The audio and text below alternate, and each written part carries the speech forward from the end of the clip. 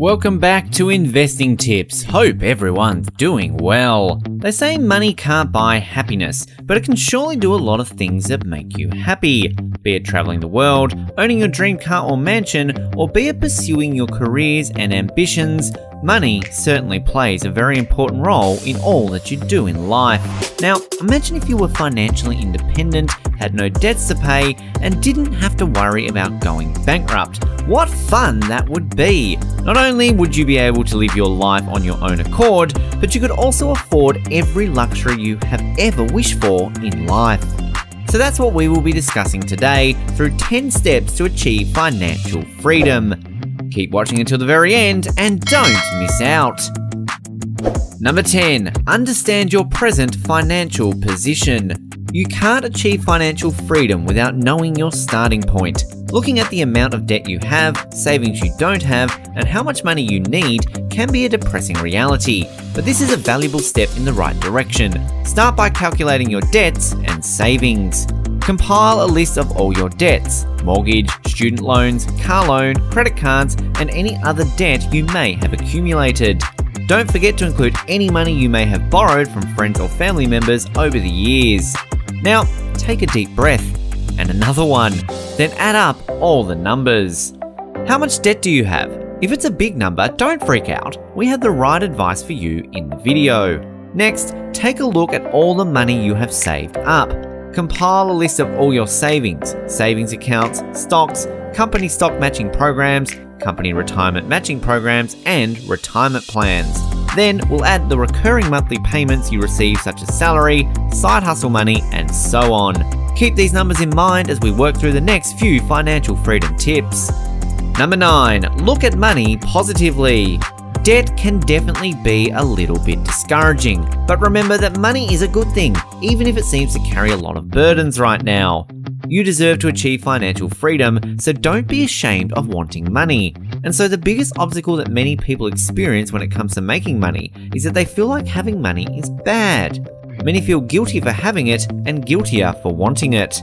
But we shouldn't feel this way about money because it is a necessity like food or water. It helps you buy the things you need and live the life you want. If you view money negatively, you'll subconsciously sabotage your chances of making it and keeping it. To experience financial freedom, you're going to need to look at money as a tool to help you achieve your dreams, fuel your energy, and live a stress-free life you can enjoy.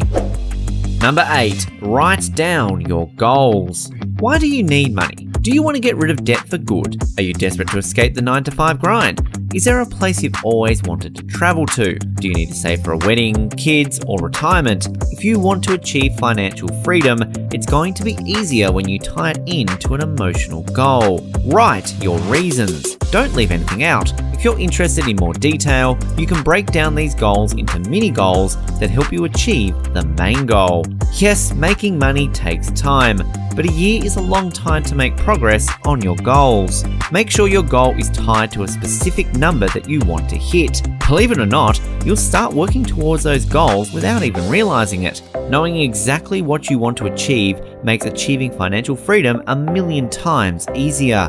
Number 7. Monitor your spending. If you want to make sure that you have more than enough money at your disposal, you have to keep a check on what you're spending. If you fail to monitor your spending, there's a risk that you will end up spending too much and falling into debt.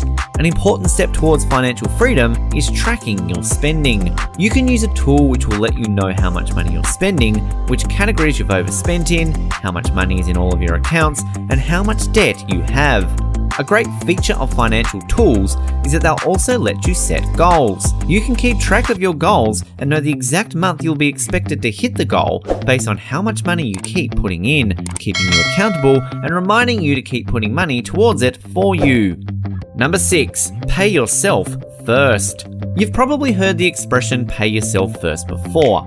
It basically means putting a specific amount of money in your savings account before paying anything else, such as bills. And the act of paying yourself first has helped countless people inch closer to achieving financial freedom. You should do this because if you want to pay yourself $1,000 per pay period first, then whatever's left over will go towards bills. And if you don't have enough to cover those bills, then you're forced to pick up a side income to make up the costs.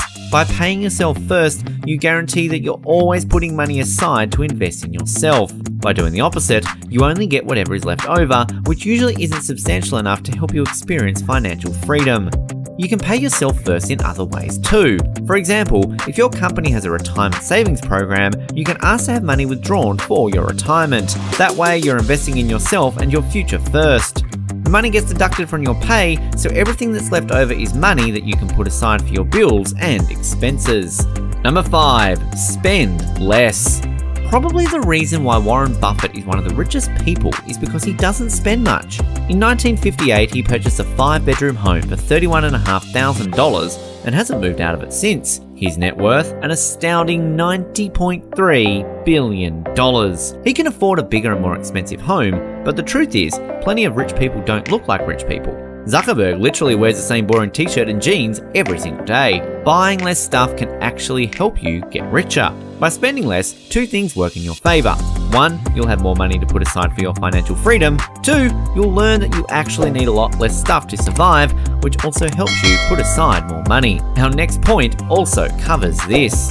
Number 4, spend your money on experiences, not items. Life's short. It's not about hoarding all your cash until you're 65. You're allowed to enjoy life while you're alive. Ultimately, the things that'll help you live a more fulfilled life will be the experiences you have, not the products you own. What's your happiest memory? What were you doing? Who were you with? Let's create more memories just like that. You've always dreamed of traveling to Europe? You've been saving up money for a year to experience your dream vacation. Go on that vacation feeling guilt-free because you've earned it.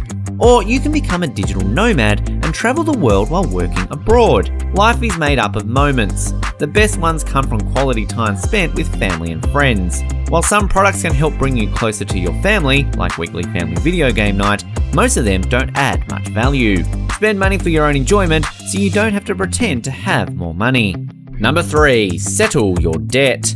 Some people will tell you it's wiser to invest your money in stocks instead of paying off your debt. If you're an expert stock picker, maybe that's true, but if you've never invested in stocks before, you could wind up with more debt. A lot of people feel the same thing after finishing their last debt payment, relieved.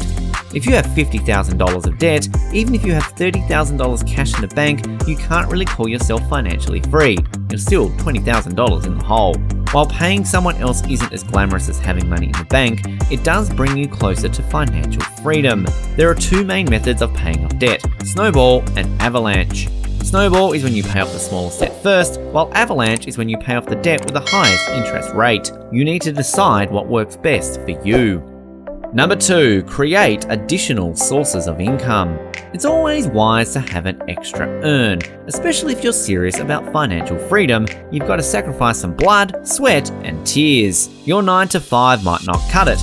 If that's the case, you need to step it up and look for money outside your current job. Some experts recommend having 7 streams of income. If you have a 9 to 5 job, congratulations, you have 1! Only 6 more to go. Now, you can look at your sources of income in 2 ways: active income, trading time for money, or passive income, money that can keep coming in even while you sleep. If you trade your time for money, you're limited by the hours of the day. Here are a few side jobs you can do to earn an active income. Become a freelance writer finding jobs on ProBlogger, help a business owner as a virtual assistant with jobs on Upwork, or become an Uber driver. If you don't have a lot of time to devote to earning income, you can focus on increasing your income streams with passive income, like starting a dropshipping online store at a Burlo, start your own custom clothing business on Shopify, or investing in stocks. Fortunately, your 7 streams of income can all come from the same source. For example, if you're an e-commerce expert, your 7 streams of income can come from creating 7 different stores. And remember, you don't need to start with 7 streams, you can build it up over time. Number 1, invest in your future. The last financial freedom tip is a very important one. Say you follow the advice and recommendations in this video, get out of debt, and grow your savings. That might be enough to help you out right now, but what if something unexpected happens? Will you be prepared for it? It's important to set aside money for rainy days and retirement. If you've got that 9 to 5 job, talk to your company about adding a retirement plan, or check to see if you're already having deductions made towards it. The deduction gets taken out before it hits your account, so you never feel like you're losing money. And it's pretty cool to check it out periodically and see your savings grow. Next, you also want to save enough money for an emergency fund. The emergency fund is only for unplanned emergencies, like a tree crashing onto your house, a car accident you need to pay for out of pocket, or a visit to the hospital. By setting aside money for rainy days and retirement, you'll be less likely to end up back to where you are now, wishing for financial freedom. While you are still watching, go ahead and click on one of these 2 videos on your screen. See you there!